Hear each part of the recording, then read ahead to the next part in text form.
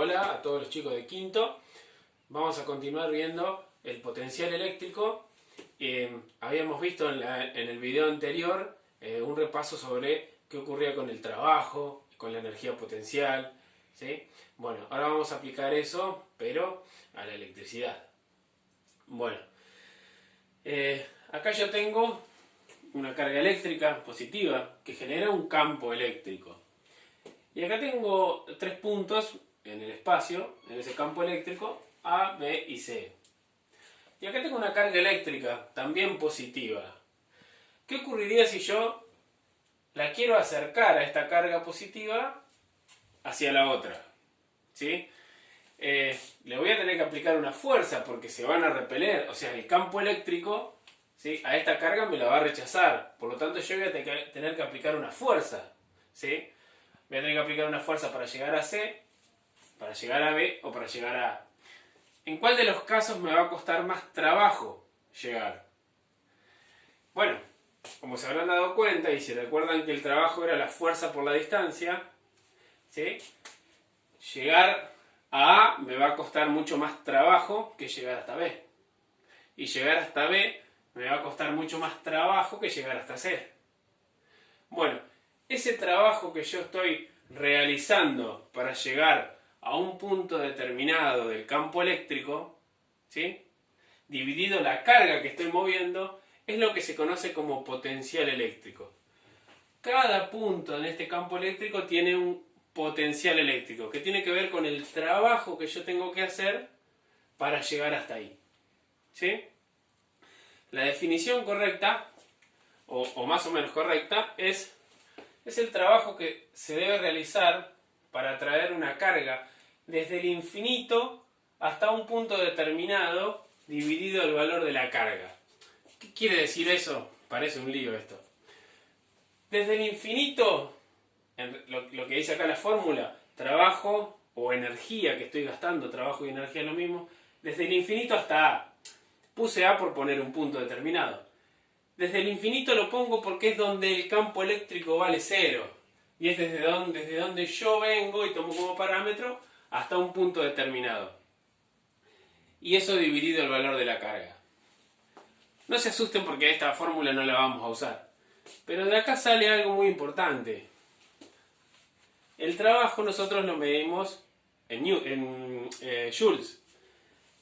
Por lo tanto, el potencial eléctrico va a tener una unidad que sale de dividir un joules dividido un coulomb. O joule sobre coulomb, porque la carga está en coulomb, el trabajo lo realizamos en joules. Y cuando nosotros hacemos joule sobre coulomb, la unidad que me va a quedar se llama volt. Esto va a ser un volt. Y es la unidad de potencial eléctrico, el volt. Cada punto, por el hecho de ocupar una posición distinta dentro del campo eléctrico, tiene un potencial distinto expresado en volt o en voltios. Es una unidad que muy probablemente la hayan escuchado nombrar. El hecho de decir, en el enchufe de la casa tenemos 220 voltios, o la batería del auto tiene 12 voltios, ¿sí? Así que, bueno, es como que esto ya va tomando forma de electricidad, ¿no? Como la conocemos. Bueno,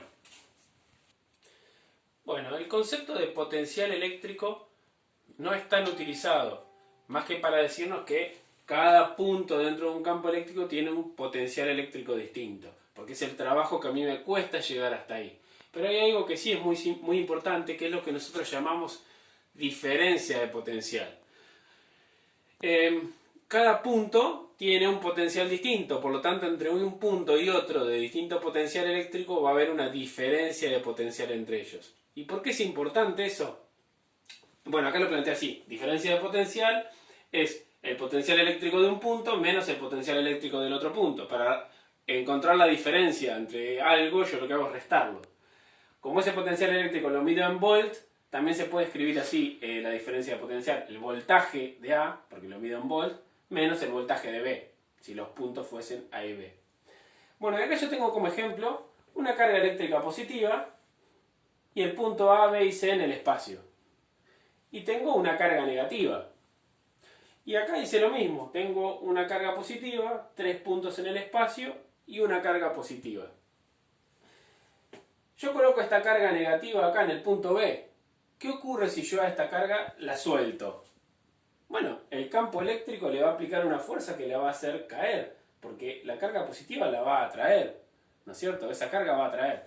Ahora, ¿qué pasa si yo la quiero llevar de B a C?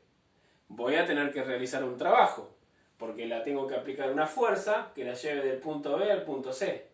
¿Ese trabajo que yo le hago se pierde? No, queda almacenado en forma de energía potencial, porque cuando yo lo lleve del punto B al punto C, cuando la suelte va a caer. Es muy parecido, si recuerdan, al problema que habíamos hecho del objeto que lo poníamos arriba de la mesa y arriba del placar. Si yo lo paso de la mesa al placar, tengo que realizar un trabajo. Pero ese trabajo no se pierde, porque si yo lo dejo caer, ese trabajo que yo hice me lo va a devolver en forma de energía cinética. Si yo a esta carga eléctrica la paso del punto B al punto C, cuando la suelte, ese trabajo que yo hice no se pierde. Me lo va a devolver en forma de energía cinética porque la carga va a caer hacia el punto, en este caso hacia el punto A. ¿Sí? Acá sería distinto porque la diferencia entre el campo gravitatorio y el campo eléctrico es que en la electricidad tenemos atracción y repulsión. ¿Sí? En este caso, yo para ir del punto C al punto B tendría que aplicar una fuerza hacia allá, ¿no? Porque la carga eléctrica me la repele. Y si yo quisiera llevarla de C a B, tendría que hacer un trabajo. A su vez, si la quiero llevar desde B hasta A, también tendría que realizar un trabajo. Ese trabajo no lo pierdo, queda almacenado en forma de energía potencial. Porque cuando la suelte, ¿sí?, va a salir para arriba. O sea que la carga se va a mover y me va a devolver ese trabajo que yo hice en forma de energía cinética. ¿Sí?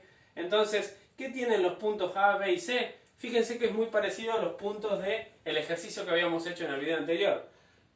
Las distintas alturas o posiciones en el campo gravitatorio me indican distinta energía potencial. Bueno, las distintas posiciones en un campo eléctrico me muestran un distinto potencial eléctrico y por ende, entre punto y punto hay una diferencia de potencial. ¿Por qué es importante eso? Bueno, porque el hecho de que haya una diferencia de potencial entre dos puntos me indica que una carga la puedo llevar de un punto al otro y luego pueda volver en forma de energía cinética. ¿Sí? Bueno, para explicar a dónde quiero llegar con esto, acá voy a hacer un pequeño ejemplo que tal vez aclare un poco. Yo tengo dos cuerpos, A y B, en dos puntos distintos. Y estos dos cuerpos son neutros eléctricamente. Ahora supongan que yo agarro a este cuerpo A, le saco un electrón y lo llevo para allá, ¿no? Este me va a quedar un poquito positivo porque le saqué un electrón y este me va a quedar un poquito negativo porque le llevé un electrón. ¿Sí? Como ahora hay diferencia de carga eléctrica, se va a establecer un campo eléctrico entre ellos, ¿no es cierto?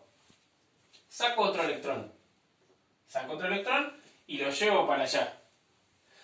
Ahora, cuando yo llevo ese electrón para allá, acá tengo una carga negativa que me lo va a rechazar.